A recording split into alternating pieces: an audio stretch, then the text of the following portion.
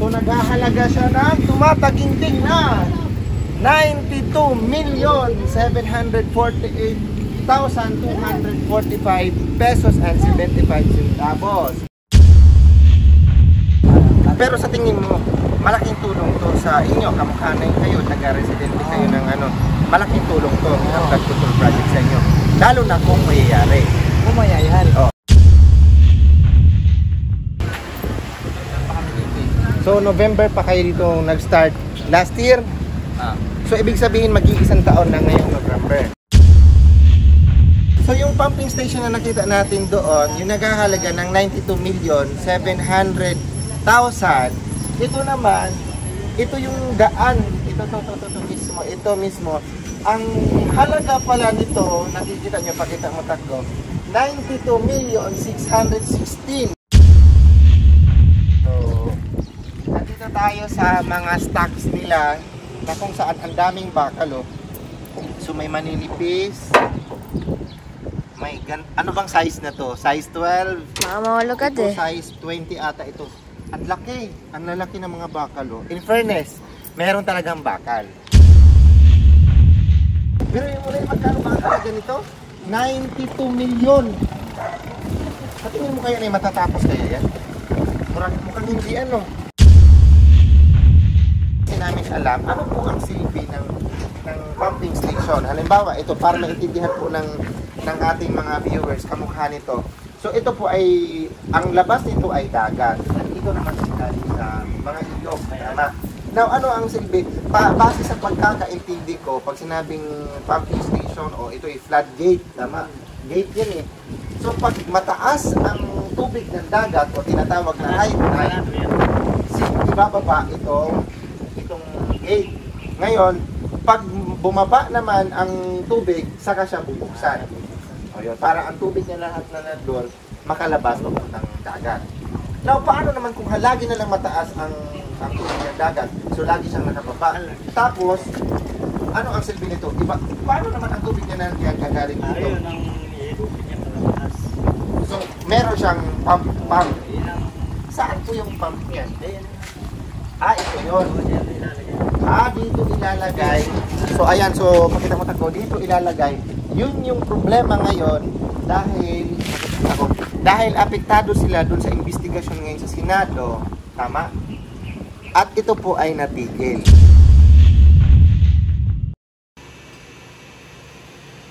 So, as I promised sa inyo kahapon na pupuntahan natin ang Barangay Atlag na kung saan meron po doon flood control project. So, kung kayo po ay nakadaanan ng Atlag, so makikita nyo parang almost finished na ang kanilang pumping station, yung parang siya, flood control gate. So, tara, samahan nyo. So, ayan, so nandito na tayo sa Barangay Atlag. Nandito tayo sa Atlag Bridge na kung saan ating silipin ang isa sa mga flood control project dito sa Malolos, Bulacan. So, tara!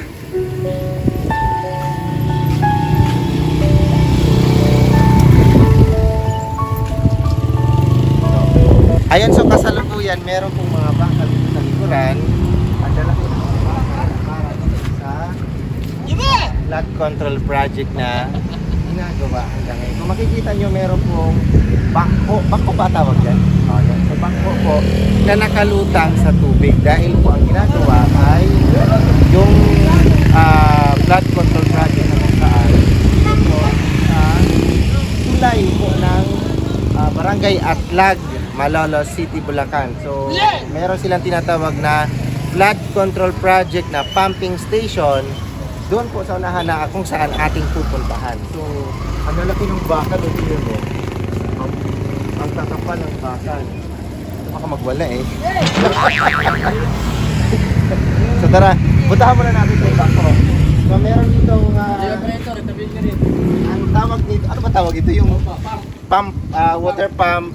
So ito yung water pump. Ito meron silang mixer. Ito abutan natin. And ito meron silang lalaki nga ng bakal. Ito, tingnan mo. So in fairness po sa flood control project dito, may bakal talaga tayong makikita. May malaki, may mga kapal siguro parang ano to, I-12.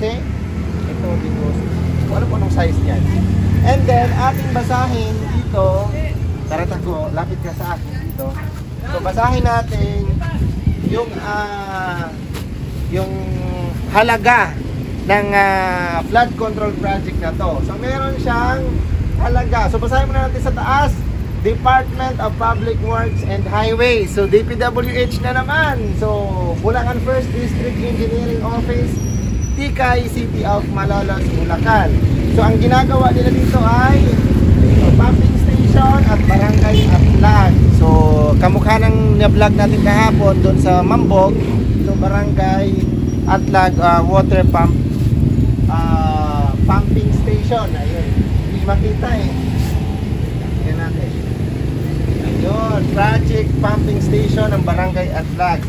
So naghahalaga siya ng tumataginting na 92,748,245 pesos and 75 centavos. So nakalagay doon, walang nakalagay na kagaya ng sa Mambog. Date started, wala. So target ng completion, blanco pa rin. Percentage of completion, wala pa rin as of today. As cost, nakalagay occurred date, wala. Date completed, wala rin. Ang nakalagay pa rin dito ay ongoing pa rin ang project na to. So, hindi natin alam kung kailan matatapos ang project nitong tawag nito pumping station dito sa Barangay Atlag. Pero kung ating sisilipin, mamaya pupuntahan natin doon tayo dadaan. So, titingnan lang muna natin yung mga bakal na ginawa nila. So, ayan nung nakalutang sa tubig yung kanilang backhoe para paghukay, pag-dredge, at paglalagay nitong mga bakal na to. And doon sa gilid, hindi naman tayo pakita mo takto. Andun yung mga scaffolding para po doon sa ginagawa nilang floodgate o pumping station. So, parang floodgate kasi siya eh. Ayan, so interviewin po natin ang mga residente dito sa Barangay Atlag. O, nandiyan si Kuya. Kuya, gano'n nakatagal itong ginagawa, itong pumping station? Pasok pa. So, November pa kayo dito nag-start last year? So, ibig sabihin, mag-iisang taon na ngayong November. So, lahat yan. So, supposed to be, di ba nakita nyo po yung ano na yan, yung gilid? So, pati yung gilid na to, meron din dapat yan. Pumping station lang? Yung pumping station na yun, yun ba yung halaga na yun? 92 million? Meron pa sa gilid pa yung mga conveyor, may kabilang po yun. So, yung pumping station lang, yun lang yung halaga na yan? O, hindi siya kasama yung ano, yung gilid na yan? Pumping station lang talaga, naghahalaga talaga siya ng 92 million. May mga makina pa yun. So hindi pa siya naikabit. So yun lang. So maraming thank you po sa kay Kuya. Ano po pangalan niyo ba? Jim. So si Jim. So thank you. Tara, silipin na natin doon yung pumping station na ginagawa nila.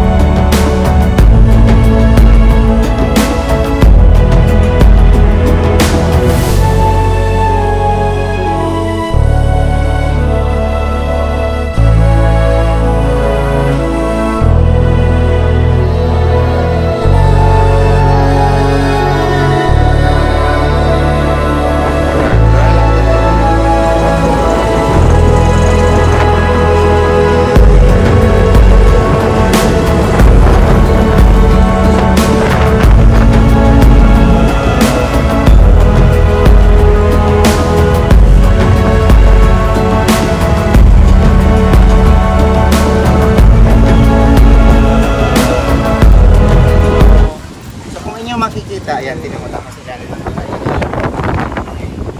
Tapos, ito yung, kung sa kinatatayuan ko, ito yung isa sa mga flood control project sa Malawi. napuntahan na natin yung pumping station na naghahalaga ng 92 million na halos mag-iisang taon na hindi pa rin yari o hindi pa rin tapos. Ang tanong, ilang kaya mayayari ito? Tara. Tara na. So yung pumping station na nakita natin doon, yung naghahalaga ng 92 million 700,000, ito naman, ito yung daan, ito mismo. Ang halaga pala nito, nakikita nyo, pakita mo takbo, 92,616,000 na kung saan, ito pa lang ang nagawa nila. Kabilaan yan, hindi po pwedeng isa lang. So, either ito. So, ang contractor ay First Star Builders Contractors. So, nakita nyo naman. Pero in fairness, ang ganda ng pagkagawa nila. Sana, mayari nila hanggang doon. So, magkaiba. So, itotal natin almost 200. Almost 200 million. Yung mismong pumping station alone, 92 million ang halaga.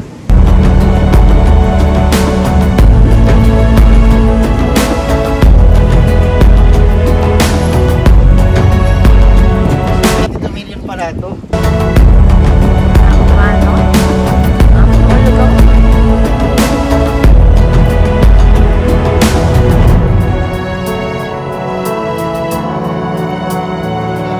Mga kabahayan, no?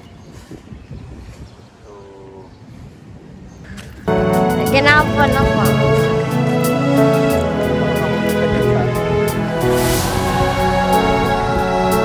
Tayo sa mga stocks nila na kung saan ang daming bakal, oh. So may maninipis. May ano bang size na to? Size 12. Mga mawalugad Ito, eh. size 20 ata ito. Ang laki. Ang lalaki ng mga bakal, oh. In fairness, meron talagang bakal. Kaya lang, halos isang taon na to, hindi pa rin nyari.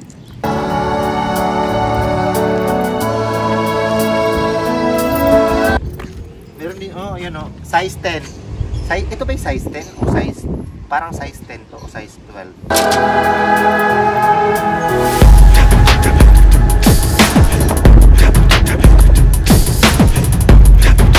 So, kung inyo makikita doon sa tapat, mga kababayan, so dapat meron din siyang ganito.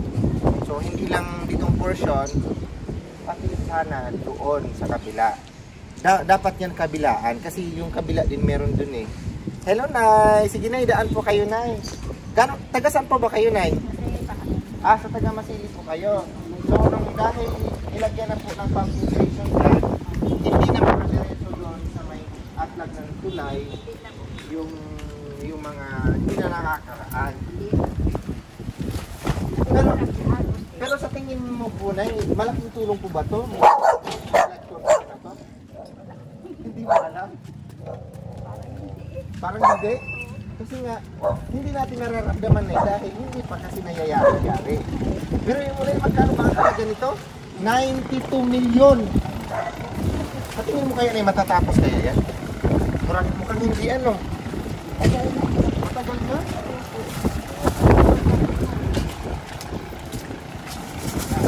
Ayun, papalapit na tayo sa bago.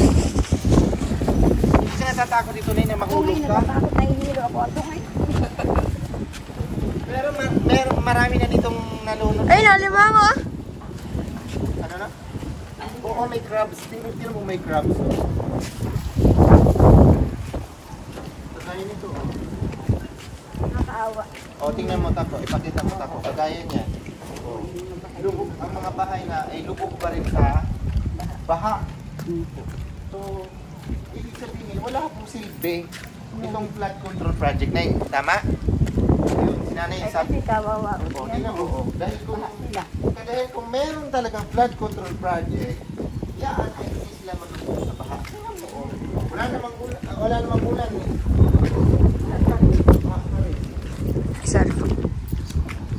Sa inyo ba na sa Masili, hindi ba baha sa inyo?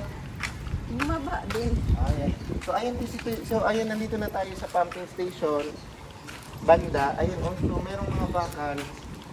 At bakit may ganyan ano? Aliti ata yan. Ha? Haligi. Ayaw ba yung ginagawang haligi? Diyan sa tubig nilalagay. Ayun. So, ito yung tinatawag na floodgate. Ayan o yung so, pag mataas ang tubig ng dagat, so ibababa. Yun. Ayan. Ayan. So, ayan si Kuya. So, nandito si Kuya. Ano yung nandito si Kuya? Kuya, so nandito po kami nagba-vlog regarding dito sa flood control project. Ano pangalan niya, Kuya? Ha? Dan Cruz. Kayo po ang bantay dito? Kayo yung nagme-maintain dito? So ito, ang dami yung ano ba tawag ito? Ito yan, yung Ginagamit ng pang.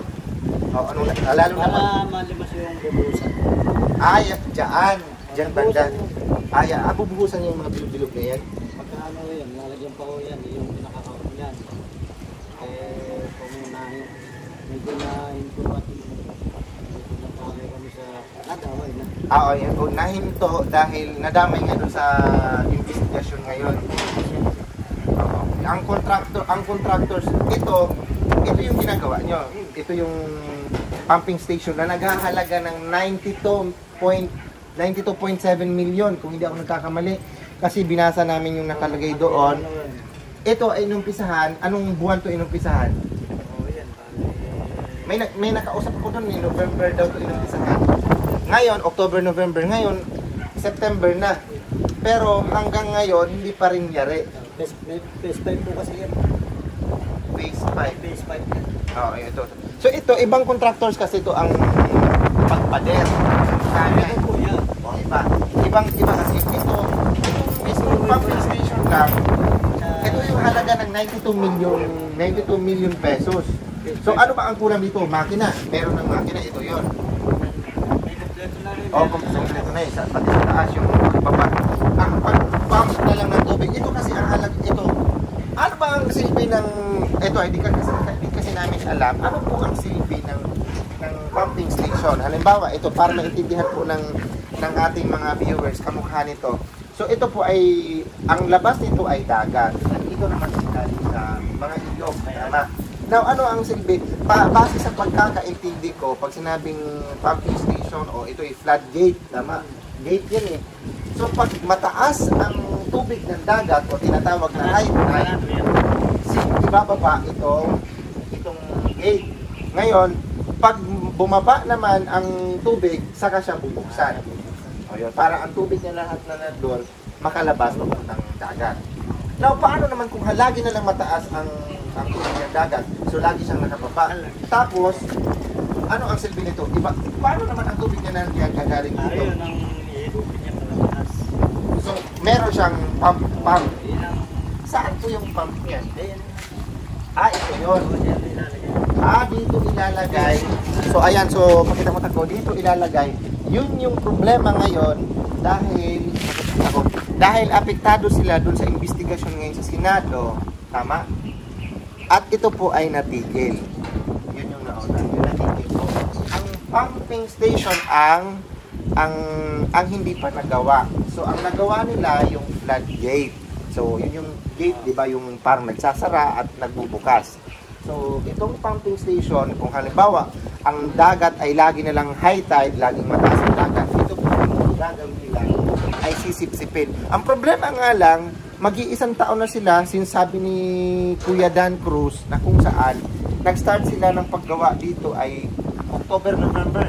Hanggang ngayon, mag-iisang taon na, September na ngayon, hindi pa rin nangyayari. Dahil, sabi nga niya, meron sinatawag na phase 5.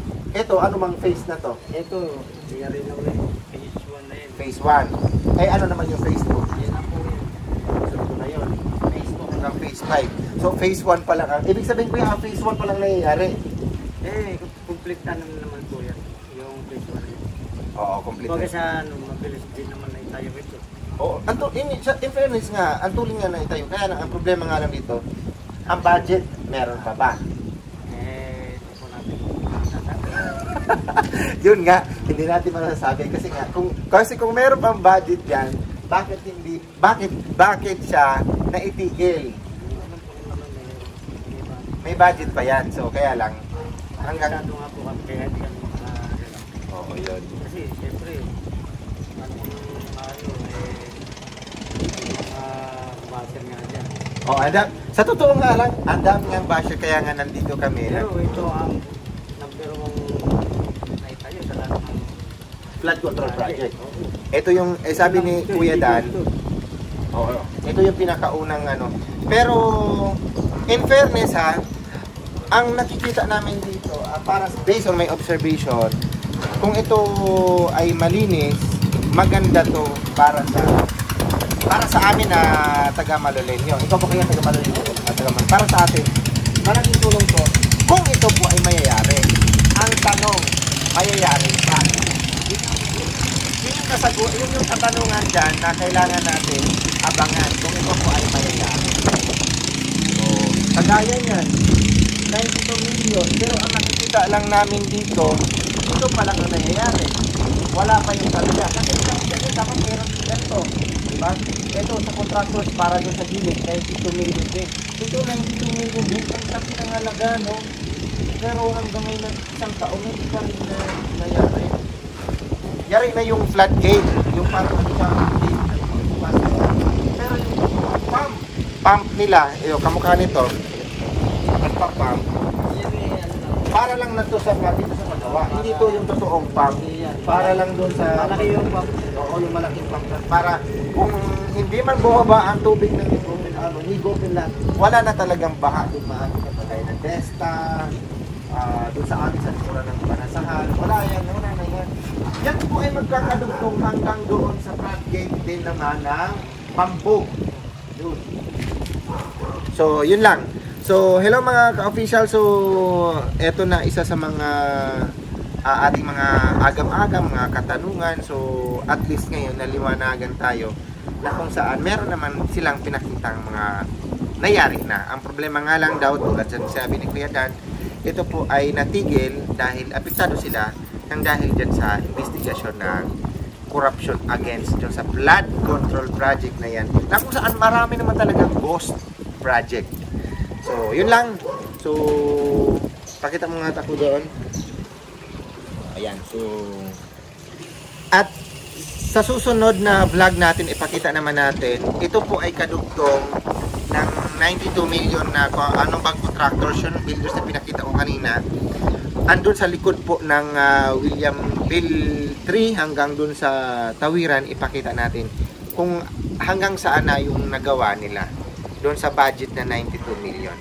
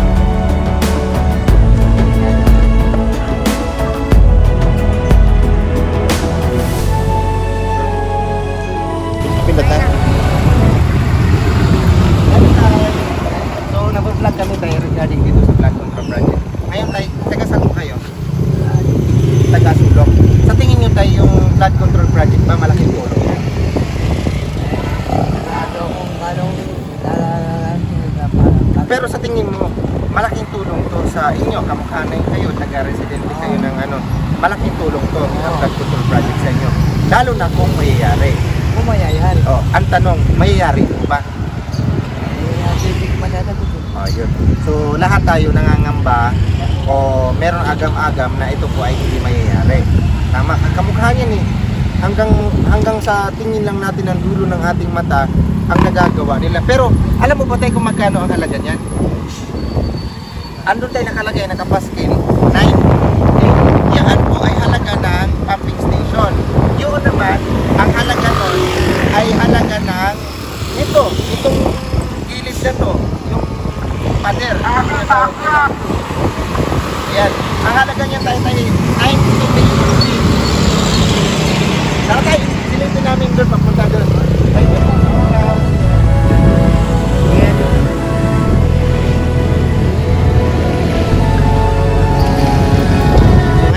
Nandito tayo sa ilalim ng tulay ng Atlan. Sa kabila to. Ito namang lugar na to, ito yung papuntang Kailugan. Makita mo tako hanggang ito po ang labas niya ay Balayong. Balayong, Nesta. And then, pag kayo po ay pag kumanan po kayo, papunta po ito ng Mambog. Tama tayo. Itong tulay na ay yung dadaanan papunta Mambog. Oo nga, sarado. Pero yung itong tubig na to nanggagaling sa barangay, sa Mambog, kasi meron din dong pumping station sa Mambog. Oo, hanggang Bulacan to. Pero ang nangyari lang nila, ang napapansin lang namin, kung hanggang saan ang makikita mo, yun lang ang inuumpisahan. Oh, yun pala yung nangyayari nila. Yun nga yung nakakapagtaka natin. Bakit kung hanggang saan tingin lang ng ating mata, doon lang nangyayari. Dapat hanggang doon sa dulo ng walang hanggan yan eh. Kamukha niyan. O kamukha niyan, hanggang sa dulo lang ng ating mata nangyayari. Tapos yung kabahayan na yan ay dapat meron din ganito. Di ba yung kabila niya? Pero ang nangyayari, ito lang muna ang nangyayari nila. Pero dapat yung mga kabahayan yan ay meron din ganito.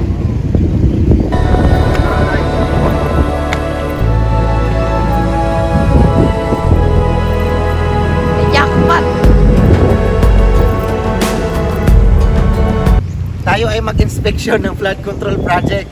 Dahil sabi nga nila, pera ng bayan. Pera natin to.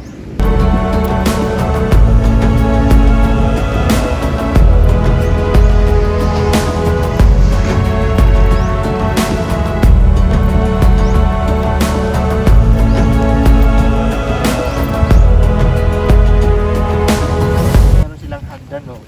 So kung sakali gusto mong bumaba, wag naman sana ako mahulog doon. Pag nahulog ako doon, patay ako. Ang hirap mo kayang umakyat dyan pag nahulog ka, o, diba? Gusto kong silipin ko hanggang doon ba sa ano na yan eh.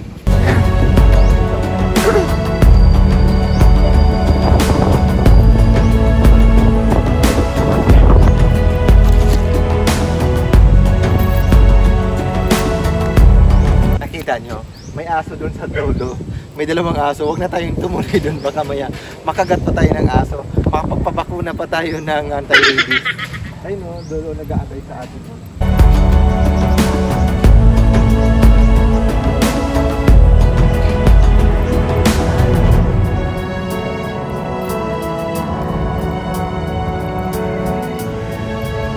Yung mga kabahayan na nandyan, no?